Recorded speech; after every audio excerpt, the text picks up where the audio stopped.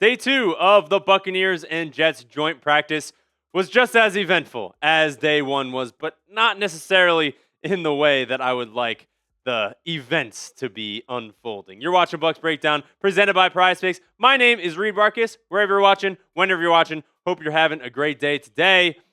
Today might not be the best day because, as you see on the thumbnail and the title of today's video, Emeka Egbuka got injured a little bit at the end of joint practice today with the New York Jets. Jeff Dober saying, oh no, Emeka Egbuka took an end around and got rolled up on, tried getting up off the ground, went back down for a second, and is now up and walking gingerly with the trainers. We'll keep you updated. Now, towards the end of the practice, he took his cleats off and was walking around. It looked a little bit better, but it is still very, very scary because this is not what we need at all this year. Like, please, can the injuries wait until something major happens? I know the NFL, you're going to get injured. It's a rough sport. It's a violent sport. But, like, can we wait until, like, the games actually matter and we don't lose our wide receiver one after losing our wide receiver one in free agency? Like, this wide receiver group was really, really cooking. And they still are cooking. But as we know, Emeka Egbuka going down with an injury would be detrimental to the progress that this wide receiver group has made throughout the offseason, right?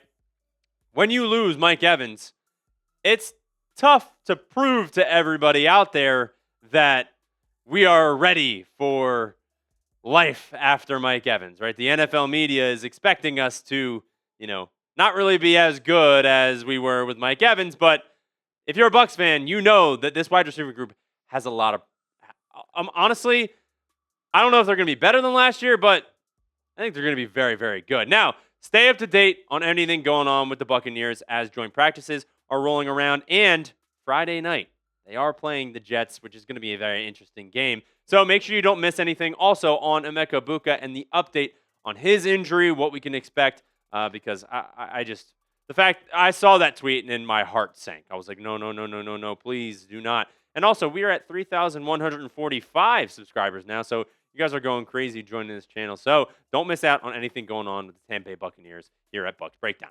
Now, our wide receiver injuries, I say injuries because they should be ready by week 1 at least. Maybe not preseason. Like Tez Johnson will probably play preseason. I don't know about Jalen McMillan. But now that Emeka Egbuka has a lower body injury, we have no update on it, right? He was limping on the sidelines and with the trainers and everything like that because he got rolled up on. So it could be ankle, foot, calf, anything like that. So I just put lower body. But with a new OC and losing your main guy in Mike Evans, this wide receiver group needs to be healthy for Baker Mayfield to have a better year than last year. Obviously, the injuries last year derailed, whether it be in the wide receiver room or the offensive line.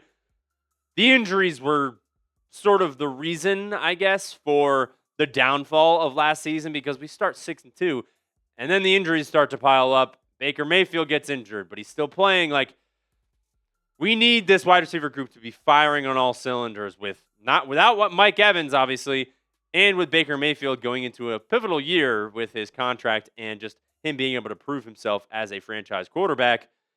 We need everything healthy, right? So this is really not what I like to hear when it comes to Emeka Egbuka going down with an injury. Now, I don't think it seems crazy. I don't think it's terrible, but I don't think we're going to see much of him until week 1. Now, he needs it. Emeka Egbuka definitely needs some good luck on his side with it not being, I'm crossing my fingers to hope that it is not a serious injury. Maybe it's just a sprained ankle or something like that. So wish Emeka Egbuka good luck on his injury. Type 2 down in the comment section to make sure that it is not super serious and we have him by week 1. Now, coming up, I have more takeaways from the day 2 of Bucs joint practice with the Jets because there were more fights. So we're going to be talking about that on the back half of today's show. But you know what's coming up right now. Our friends over at Prize Picks. Today's show would not be possible without our friends over at Prize Picks. If you guys are trying to win some money while watching your favorite sports, get started with our friends over at Prize Picks, America's #1 sports picks app, as well as mine since 2022. So you know They got some good stuff going on over there. This app is actually really simple to use. Just pick more or less on a few player stats and lock in your lineup. That is it. Now, the lineup that I have going on right now, you're probably, if you're watching the game right now, you might be like, hey, that is terrible or that's really good, which actually is so funny. But we got Drew, the more on his Ks, Tyler, the less on his hitter fantasy score, and then Yandy Diaz, we got the more on his hitter fantasy score as well. If you did not know, I actually won $60 on my last lineup, and if you want to go on the social feeds feature and copy this lineup, my username is @ReedBarkus. You can try and win some money with me. Now, best of all, when you play your first $5 lineup, and you can get $150 in lineups if you win that first lineup. Just use code HMA when you sign up. That's right, PrizePicks just switched up their offer, so there's no better time to join than right now. Lock in and win that first lineup. That's code HMA at signup to get $150 in bonus lineups if you win your first $5 or more lineup. PrizePicks, code HMA, download the app now. So, bang, bang, bang, bang, bang. Another fight. It was only 2 of them. I say only 2. There should be no fights, but I kind of like it a little bit. It's kind of fun. But Pewter Report and Jeff Dobrov, everyone, Rick Stroud and Scott too, like they're everyone out there, even Matt Matera as well. I would not be able to do today's show and my job without them. So shout out to them. We got a fight. Jets ran a reverse to Isaiah Williams and then was snuffed out by Jacob Parrish. Good stuff. The tackle was close to out of bounds and the Jets took exception to it. Big pileup on the Bucs sideline, then went down further and further. Anthony Nelson's helmet was ripped off. That was the first fight. And then the second fight, Todd Bowles is sprinting across the field to break it up. Appeared to be Servassier Dennis and a Jets lineman. Jets coaches and some Bucs players were even jawing at one another. Vita Vea and A'Shawn Robinson with some words for a Jets assistant. Funny enough, Vita Vea still sticking up for the team that he wants to be traded from. But we know Vita Vea is the guy. But Friday is going to be interesting, guys. I am very interested to see what happens, how many penalties there are, if people can keep their fire down, I guess, and keep cooled off, because the last 2 days there have been a total of 7 fights probably. I'm all for the energy, but it gets to a point, right? You can't be throwing punches or hurting yourself or others. The energy, the pushing and shoving, and just the fights, that's good. I like that. The defense needs that. I think even Todd Bowles in his press conference he said the energy was outstanding, which if he's okay with it, then that's okay. Because if you go back to the tweet, you can see in the beginning, Todd Bowles is sprinting across the field to break it up. Now, he did also, after the first fight, I think he gathered around the defense, and he was screaming at the defense of probably being like, guys, stop, blah, blah, blah. But at the end, at his press conference, he was like, the energy was outstanding. So I think, like I said, it gets to a point where you don't want to go too far where you're hurting other players and it's really not a good look for your team. But just having that energy and the aggressiveness when playing against a different team other than you in practice, I think it's good to have, right? And I think going into the season and after the season we had last year, I think there's a little bit of pent-up anger. So I like to see people kind of going after each other, right? It's football. I love it. All right, my day 2 takeaways to end today's show. We're just going to rattle them off a little bit here.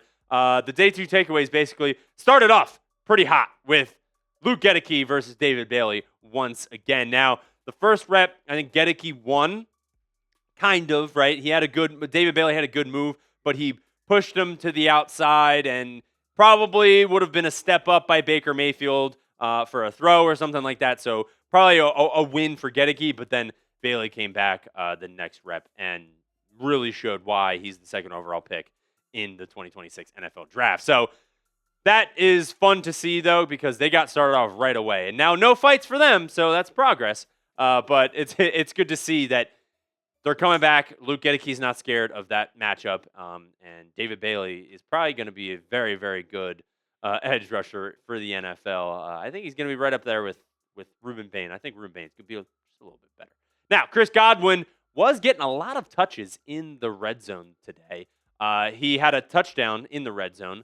But it looks like Baker Mayfield likes to target him in the red zone. I guess when they run those red zone drills on 11-11s, and it's just like that period where he's looking for K. Dotton and he's looking for Chris Godwin. That's where most of the targets have come from the last 2 days. So I actually love to hear that because Mike Evans was obviously your red zone guy with K. Dotton. But I think spreading it around a little bit and having Chris Godwin, the secure catch type of guy, I like to see that. Now, Ted Hurst was also making plays, staying in the wide receiver room. He's making some plays during the 2-minute drill, and I really like to see that because with these injuries that we have going on right now, I think Ted Hurst is going to get a little bit more playing time than some people might think. I think he's going to be involved at least, but the fact that he's continuing to make plays throughout training camp, throughout these joint practices as well, I really, really like to see that because there's nothing better than drafting a wide receiver or drafting a player that maybe not everyone is like high on, right? Because going to Georgia State, not everyone's going to be as so keen on, drafting him because he has the measurables, right? He's about 6'5", 6'4", and really good at contested catches, but like, can he prove it in the NFL? He's proven it against maybe not the best. Sorry, producer Gage, he's a Jets fan. Not the best defense, right, in the Jets, but still an NFL caliber type of defense. The fact that Ted Hurst is still making plays is huge. I think he even had a 50-50 contested ball that he won, and then he had another one where he I think he what's the word? Forced, I guess, a penalty. He forced a PI on the defender, which huge. Love that. Second to last thing that we're going to be talking about is the secondary actually showed up. I have a couple notes. Rashad Wisdom had a pick on Geno Smith, which is awesome to see. And I saw his mom on Twitter was like, oh, I wish I could have been there live to see that. So really happy for him. And then we also have Aiden Garnes, multiple breakups. So the fact that we have Benjamin Morrison was practicing, he was doing a couple drills in the beginning of practice, but we don't really know his timeline on that hamstring injury. So the fact that we have Pepe Williams and Rashad Wisdom and Aiden Garnes making plays, this makes me feel a little bit better about that secondary, right? I would like a veteran corner if we want a backup or something like that, but there's not many options right now out there. So the fact that these backups are making plays really gives me a little bit more confidence in this cornerback room and secondary in general. Now, last thing I want to talk about, number 15 overall pick, the guy that we have all our eyes on. Ruben Bain is a monster, guys. He is continuing to make plays against the Jets' offensive line, and he dominated today. He really, really did. Now, Pewter Report saying, wow, Ruben Bain Jr. just waltzed by Jets' offensive tackle, Olu Fushanu. It was a jump step into a swim move and went right by. He also had a couple other plays. He had a sack, too, on Geno Smith. So you got David Bailey making plays, but you also got Ruben Bain making plays as well. Speaking of David Bailey, our Jets guy, Mike Geraputo, has his own David Bailey shirt that they are selling over there on the Jets Report, but we have our own shirt here. Tampa Bain. If you have not picked up one of these, you can't get them anywhere else. Can't get them on Amazon. Can't get them on eBay. Anywhere else like that. Only at chatsports.com/Bain. We got them in black. We got them in red. If you guys want any fun, some good merch to have and a different shirt that you will not see a ton of, right? We only have about 3,000 subscribers on this channel. So if you pick one of these up, people are going to be like, whoa, where'd you get that? So it's going to be some fun times if you're going to Raymond James Stadium for a game or just hanging around the house. Have some good stuff to wear for the Tampa Bay Buccaneers. Now, before we get out of here, right before I started filming this show, we got an update. Kind of an update, but some response from Vita Vea on Twitter. We know he's not much of a Twitter guy, and he's tweeting out like that. But Mike Garafolo, the full numbers from PFF, briefly referenced in the clip. Jeffrey Simmons, 109 pressures, 16 sacks. And then right there, Vita Vea, 101, 11.5. And Vita responds with, which is kind of funny, because he's like, hey, I think this is I think that emoji is to everyone else and also front office of the Tampa Bay Buccaneers saying, you don't want to give me a contract, that's why I'm requesting a trade, because I need to put pressure on you guys to realize I'm a good player still, and you should pay me for the foreseeable future. So I just want to give you guys that update before we head out of here. Thank you so much for watching to the end of today's show. Those are my takeaways from day 2 of the joint practice. Make sure you hit the subscribe button for all the updates during preseason and once the season gets started, because I'm going to have videos for you going out all the time to make sure you guys are up to date. And this is a fun spot for Buccaneers fans to come and watch some fun videos on YouTube. So make sure you hit the subscribe button. Give us a like if you liked today's video as well. And as always, fire the cannons.